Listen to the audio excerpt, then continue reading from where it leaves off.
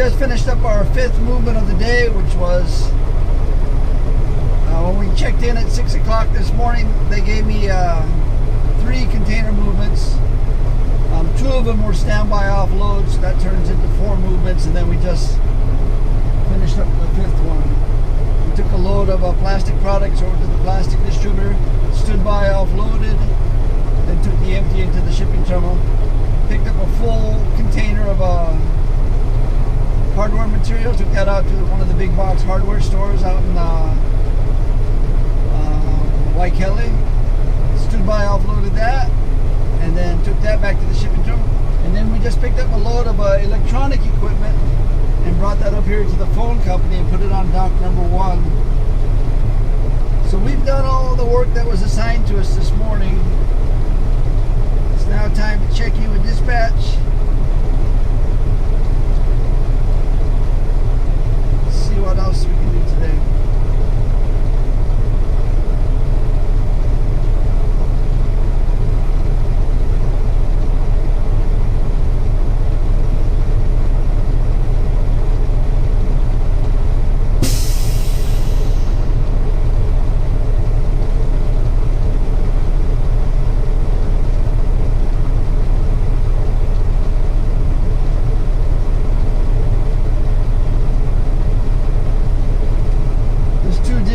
Dispatching right now.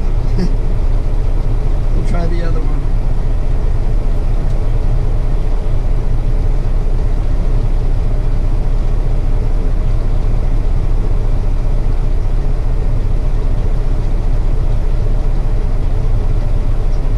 Yeah, Bobtailing and Hawaii Telecom.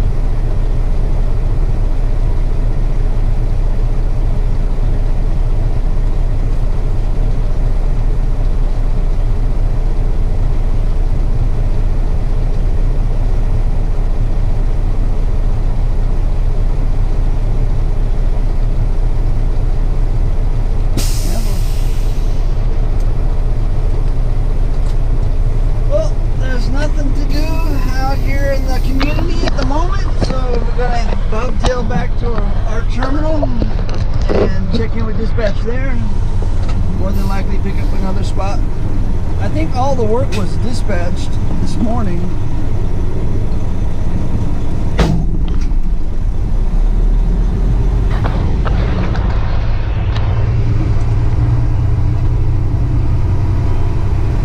So I'll be more than likely hanging out,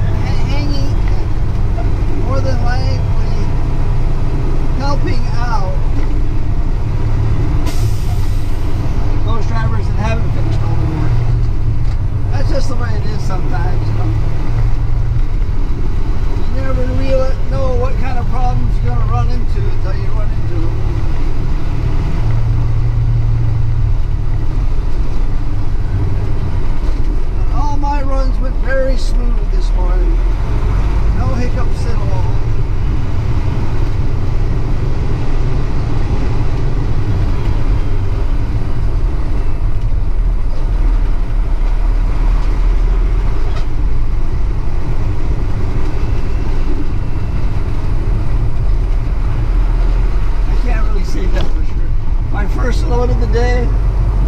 container number on the paperwork didn't match the container number that was in the yard. Somebody had switched around some of the numbers. And then on my load to the hardware store, the location that I had, there was no container there, but when I called the tower at the shipping terminal, they knew where it was. There's always a little something, but if you do this long enough, you kind of know the procedures as to how to fix things.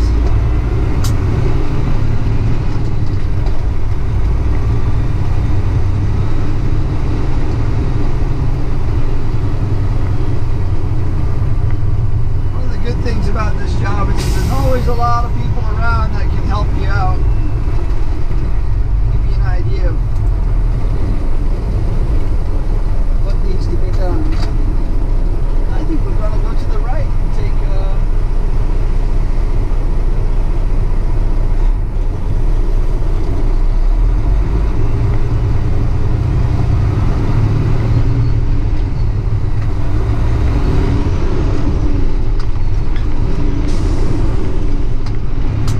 that's how I know these airbags are still too inflated, because on a little hill like that, two of the wheels came off the ground. We don't even have a container.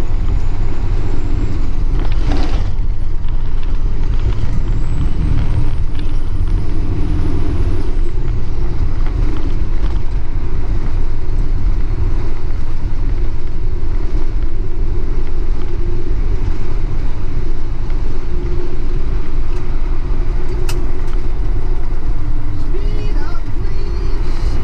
There we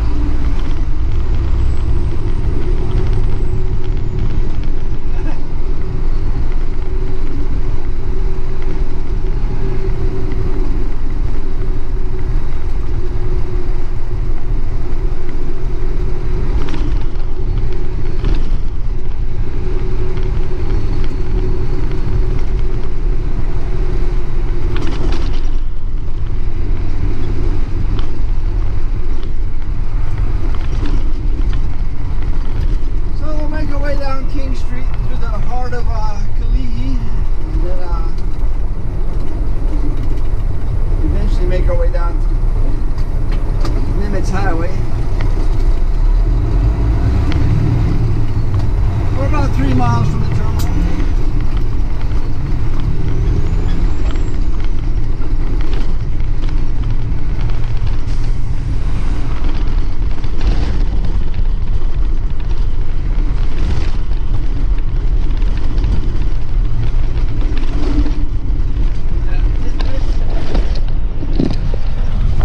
This truck is not bobtail well. I wanted to give it a while to feel, because I softened it up from where it was, and it's a big improvement. But I don't want to get it so soft as like 328, because 328 is too soft. As a result, you're constantly cranking down the landing gears to hook up the containers. I want to find that happy medium, so sometime this week we're going to take a little more air out of the airbags.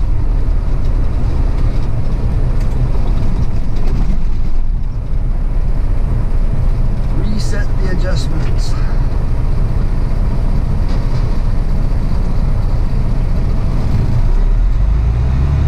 There's probably a right way to figure out that adjustment. I just don't know what it is. I have to do it by trial and error.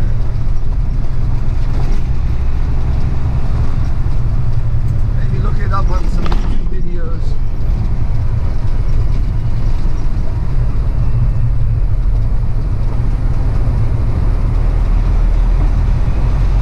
Well, I noticed just about every truck you get into, it's a little bit different. They all ride a little bit different.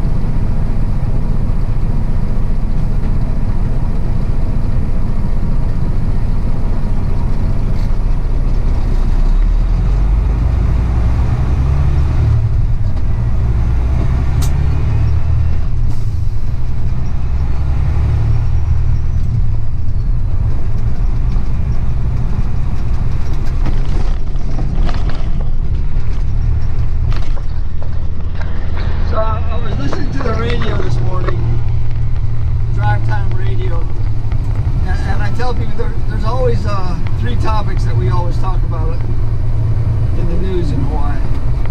The railroad, the homeless, and the cost of living. And today was the cost of living, and they were quoting some article in, I can't remember now, something Hub. It's one of these data mining companies. And basically the question was, where in the United States is the best place to retire? And being 63, that's something I think about a lot. And so they came back with the best place to retire is Brownsville, Texas. Out of 156 cities in the United States, number one, Brownsville, Texas. I'm sure that has to be due to the fact that it's inexpensive. And most of the top 10 places to retire were either Arizona or Texas. Again, it has to be based on cost. But the article was, you know, lifestyle and availability and medicine, hospitals, stuff like that. So out of 156 cities, you always ask yourself, well, where's Hawaii? Where do we fit in? And Honolulu, Hawaii was number 20 best place out of 156, number 20, which isn't good. But then there was another category where they figured in the cost of living adjustment. And when they did that, Hawaii dropped all the way to dead last, 156. So financially, Hawaii is one of the worst places in the United States to retire if you don't have your ducks in a row. And that's something my wife and I are very aware of. We're trying to plan this thing out as best we can, but you know, we only know so much. I wish I could remember the name of the data. It's something Hub.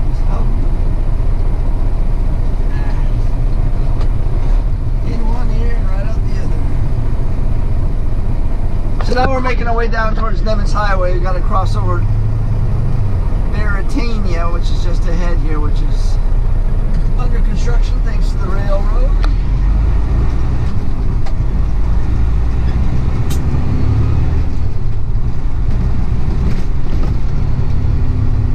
I guess it'll be under construction for at least a couple of years while they put in the infrastructure, and then they're going to tear it up even more when they start putting in the footings. But look at all the wires that they got to move around. See all these yellow flags? Anything with yellow flags on it has to be removed, I think.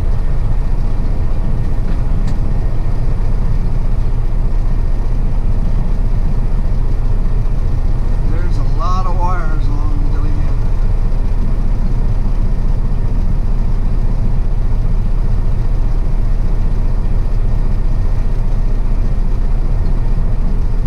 And then this area where they're going to be going through, foundation-wise, isn't like what they've experienced in the last 15 miles they did. Most of those areas were fairly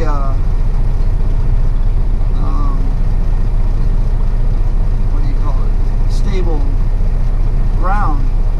Most of the area here, well, this area probably isn't too bad, but a lot of the areas in the downtown area are just a few feet above sea level. So as soon as you go down a few feet, you start hitting water. So it's got to be stabilized.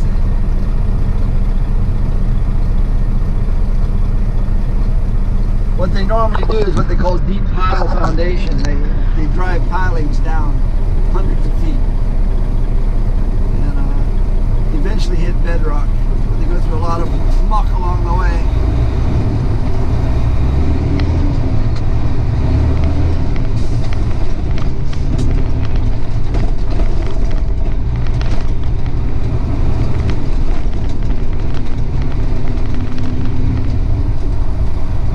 Story about watching this deep pile foundation.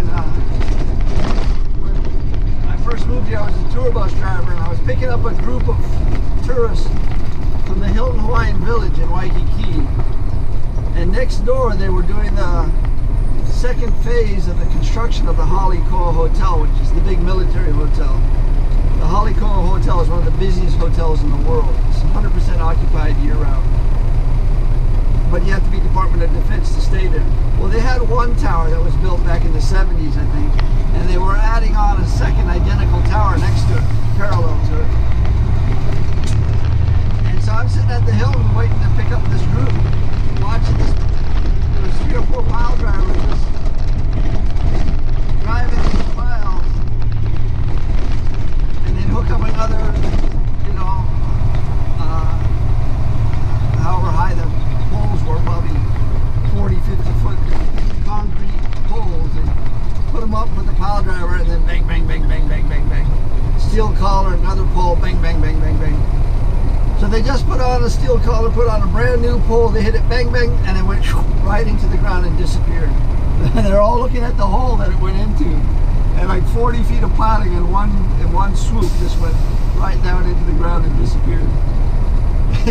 To give you an idea of how soft that area is. And that area where they were doing construction before, if you go back in history and look at the history of that area, that's where the river, the Manoa River, flowed into the Waikiki area. Right in that area between the Reef Hotel and the Hilton Hawaiian Village, where the Holly Koa sits. That's where the Manoa Stream used to, the delta used to be. So, oh yeah, it's kind of soft down there. That's why they were going hundreds of feet down to get underneath it to put the hotel on top of all these pilings.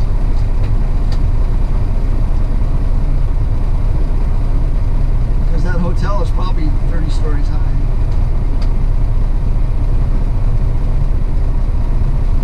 Bet you the pilings go underground at least that. So we're going to get onto Nimitz Highway here in front of us and then go down another mile to our terminal on Pacific Street.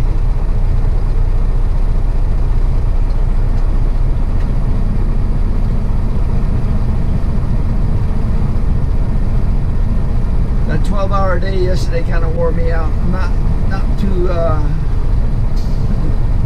not too fresh today. Tired coming into work. I think I stayed up too late. I stayed up almost till 11 o'clock. I should have gone to bed at 9. Because even without sleep, I end up waking up at 3:30.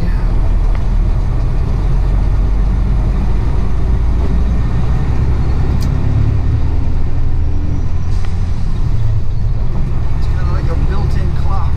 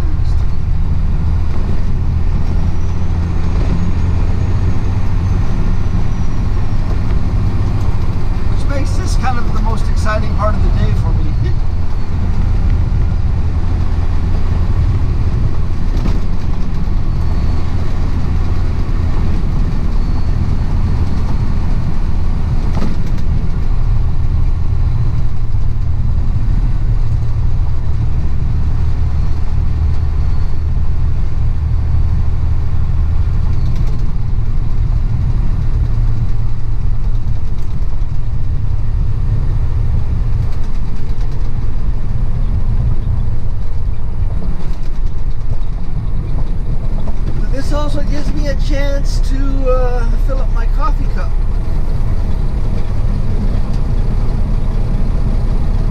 Do we want hot chocolate or tea? It's so hot outside.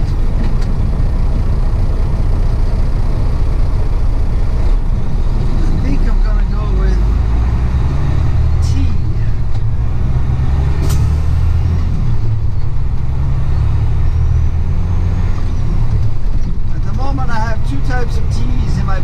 have chai tea, which is spicier of the two. And I have just regular green tea, which is the one I think I'm going to pick.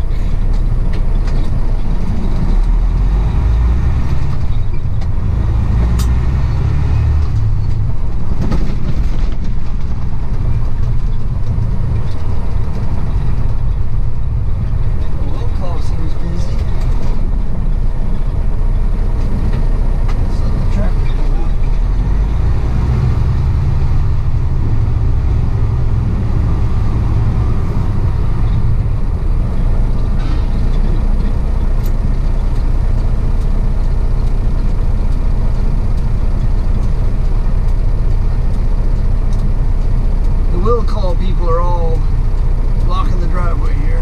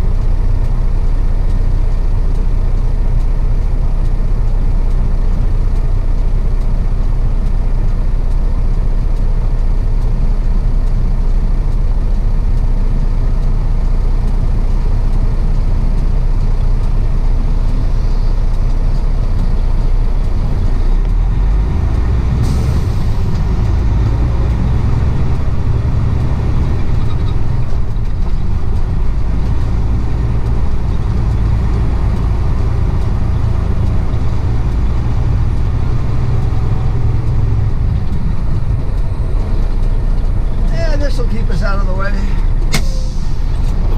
Go inside, see what's going on. See if we can't find something else to do. Okay, so checked in with dispatch. We got a full refrigerated container going to the Inter Island shipping terminal. This one's going over to Lanai. So get that stripped off. Drop the chassis, pick up a 20-foot chassis, and try to find a empty 20-foot container for consolidation going to Kauai. They weren't able to find any equipment this morning, so we're going to try again. That's what we'll be doing next. That's it, 3:15, we're shutting it down. Plug the fan, turn off that air conditioning, turn off the blinkers.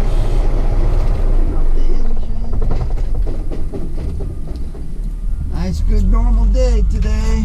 Came in at 6. We'll be out of here by 3:30.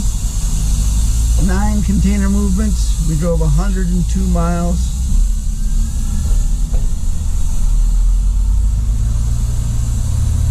Only bobtailed twice, which is better than normal. Let's see, 1, 2, 3, 4, 5, 6 fulls and 3 empties. 2 bobtails. That's good dispatching.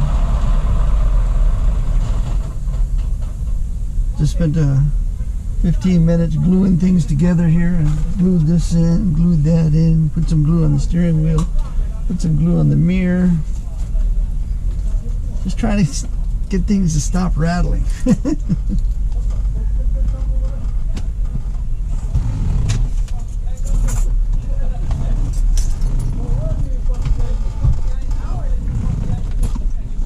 Yeah, we filmed some bobtailing today. It's about 30% of what we do is bobtail around with no container. Trying to set up the logistics of the empties and fulls. And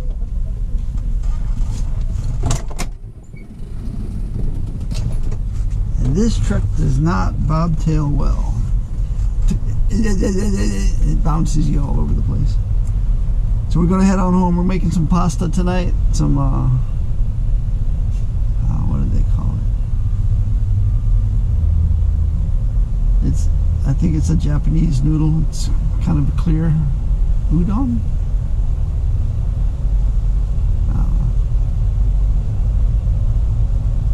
wife found it at Ross's. And she thought it looked good, and then we cooked it up the other night, and it was really good. So we're gonna make that with some mahi-mahi fillets.